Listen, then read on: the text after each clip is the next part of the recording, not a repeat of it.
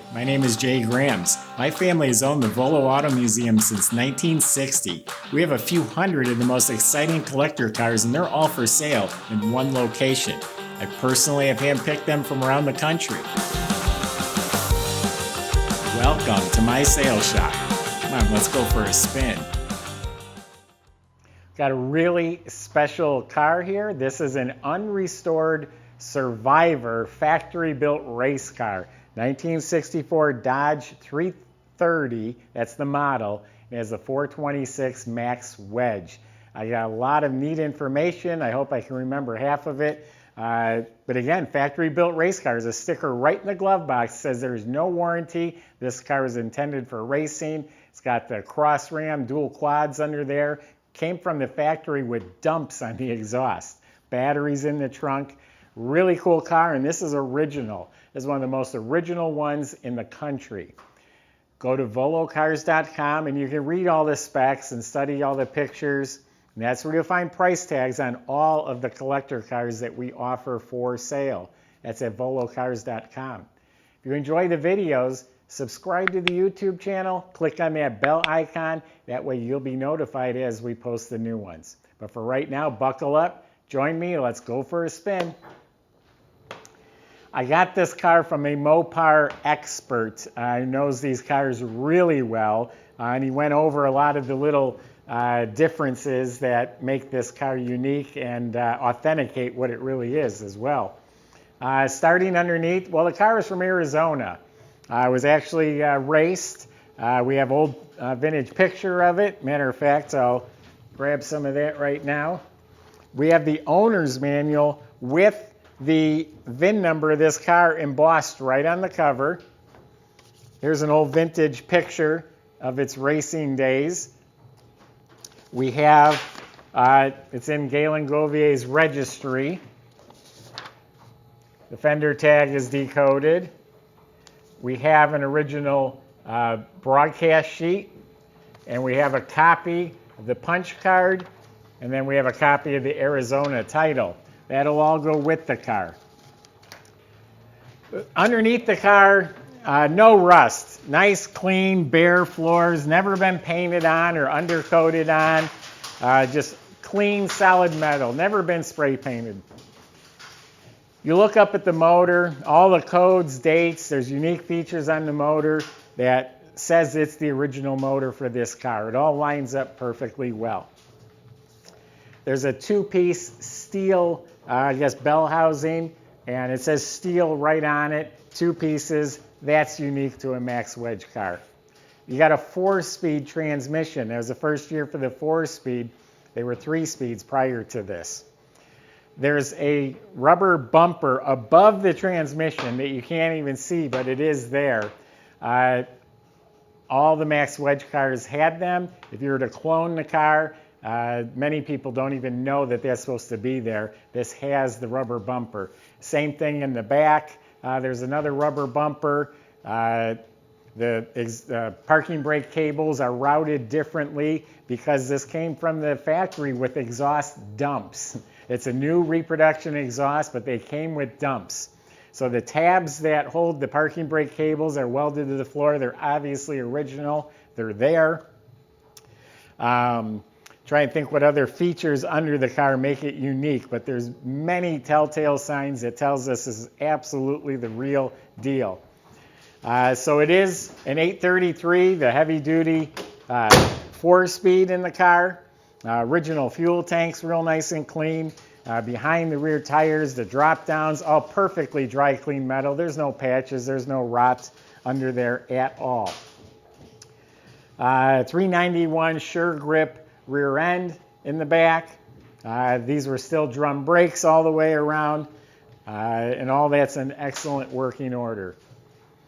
More leaf springs on one side than the other. That's unique to the Max Wedge. If I am forgetting anything, you can go on the website and read my story. I'll make sure it's all listed there. Now we've got a car with mostly original paint. It's absolutely all original metal, never been rusted or damaged. So the paint has patina. Here's little dimples and dinks and touch-ups and a little fading, little chips across the edges. front bumper is a little tarnished, but good. The grill is a little tarnished, but real good, not banged up. The moldings down the side are excellent. Has some vintage Cragar wheels. There's some pitting. These are originals, not reproduction. Tires are reproduction Firestone, so it has nubs on the tread. And again, the paint is a little buffed in places. And in the picture I have, it had the name of the, when they were racing it. J&D Automotive.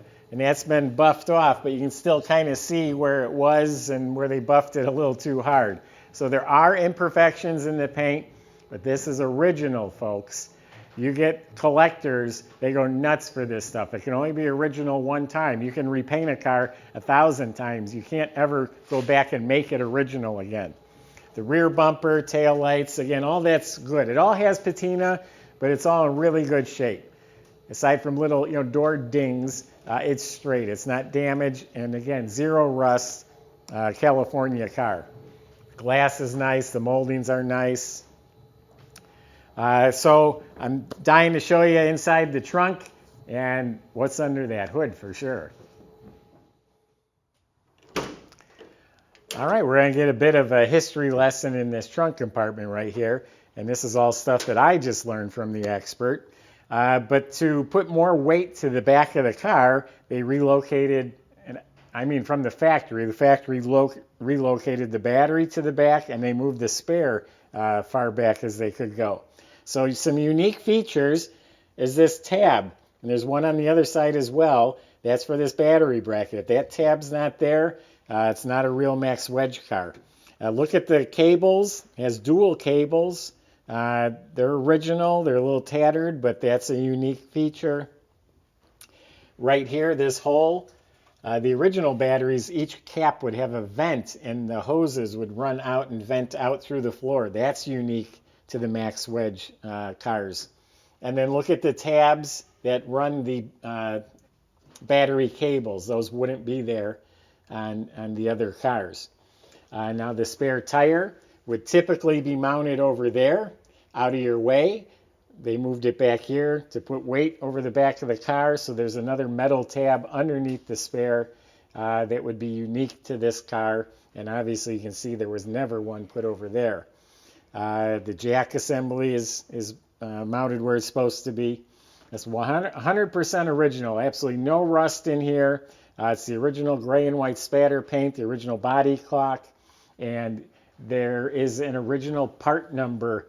I don't have my glasses, I can't see it, but we have pictures of it. There's original part number on the rubber. That is original as well. So again, there's enough of these features. We're absolutely confident this is the real deal Max Wedge car. I forgot to talk about the rear wheels. That's old vintage style chromey wheel with a Mickey Thompson Racemaster slick tire that's on there. And then inside the car, it's completely original. Pretty neat looking turquoise color. Original door panels. So again, you're going to see patina. Door jamb is rust free. Door panel's not beat up or abused, but it's what 60 years old or so almost. Unique to a Max Wedge, a manual choke. This has dual carburetors, and they have a manual choke. This plastic plate, you'd probably never find one. Typically, the automatics would have a push button right there. The 4-speed car would not have the push button, so that plate is original and hard to come by. And you can see the carpet's original. You got the 4-speed sticking out of the floor. It does have optional seat belts. That's like one of just a couple options this car has. The AM radio was an option. But all good condition. A couple of vintage Stewart Warner gauges. And when this thing starts up and idles, the oil pressure is right up at the top. The dash has never been painted. The guy was telling me to get this patina or sheen is very difficult. When people restore these cars, they make them shiny. It's hard to get that finish.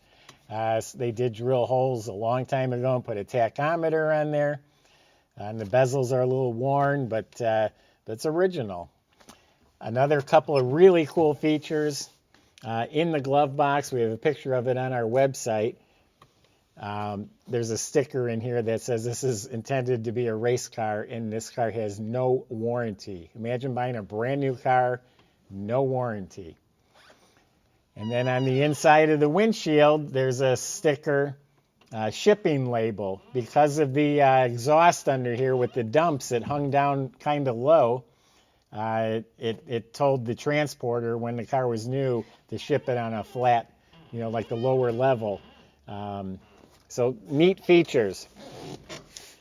The back seat's in excellent shape. The panels, the headliner, all that's in very nice shape. It's all complete and it's all original.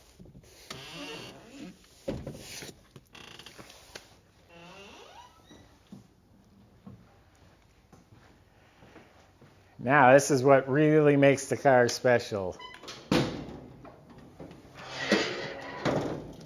This motor was completely rebuilt to factory specs, solid lifters, 11-to-1 compression, 2 big dual carbs, unique exhaust manifolds. This thing starts right up. We'll start it in a minute, and it idles beautifully. It'll surge. He told me this. It'll surge 100 RPMs up and down at an idle. That means the motor is tight, and that means it's correct. The motor is so tight, it'll pull from one carburetor, and then it pulls from the other carb, then back to the other carb, and that's a typical thing that I wouldn't even have ever noticed, but the experts know that.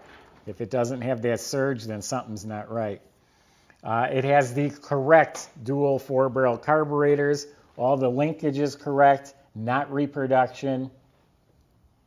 The correct exhaust manifolds. And while we're over here, there's unique features. There's a ground strap on the back. That's unique. Where the voltage regulator is mounted is unique. For some reason, it wasn't explained to me why, but Max Wedge only cars have this flat spot. That's only on a Max Wedge car. And then there's a big hole drilled into the inner fender. And I'm going to assume that would be if you put headers on it, you can go right out through the fender is what I'm assuming. It has unique fan, unique pulleys to the Max Wedge. Does have both its horns, the right radiator. And look under the hood. See the braces? All of a sudden it disappears. These were cut off only on the Max Wedge to make room for these big air cleaners. So, another unique feature. Over on this side, the brake line is routed differently than the normal cars because the exhaust manifold sits so high up, they didn't want to keep it away from the heat. So that's routed differently, unique to the Max Wedge. We have the original fender tag right here. The VIN number on the core support is behind the radiator. That matches the car. So very, very authentic. The weather is absolutely miserable outside, so we're going to fire it up for a minute in here. I was also told the dual holes for the wires are unique. And I also want to point out right here, this is where the battery tray would be. These holes have never been tapped out. If the battery was ever sitting here, if this was a fake car and someone moved the battery to the back, these holes would be tapped out, but they're not. So this is a real deal car, there's no question. All right, I'm going to start it up. I'm not going to use the choke. Ooh, that's a stiff clutch. Okay, the car is not warmed up yet. Temperature gauge didn't even move. So it starts up and runs real well. That was without even using the clutch. You can hear the solid lifters.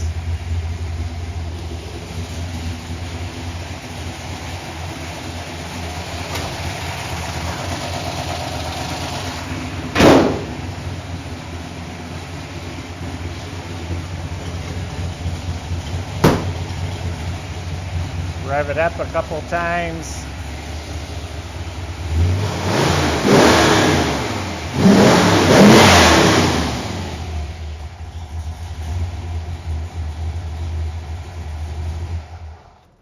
I was watching the tachometer just move up and down slightly. So it's a little fumey in here. You've got two big dual quad carburetors dumping a lot of gas down there, but this motor runs sweet. So this is a special opportunity.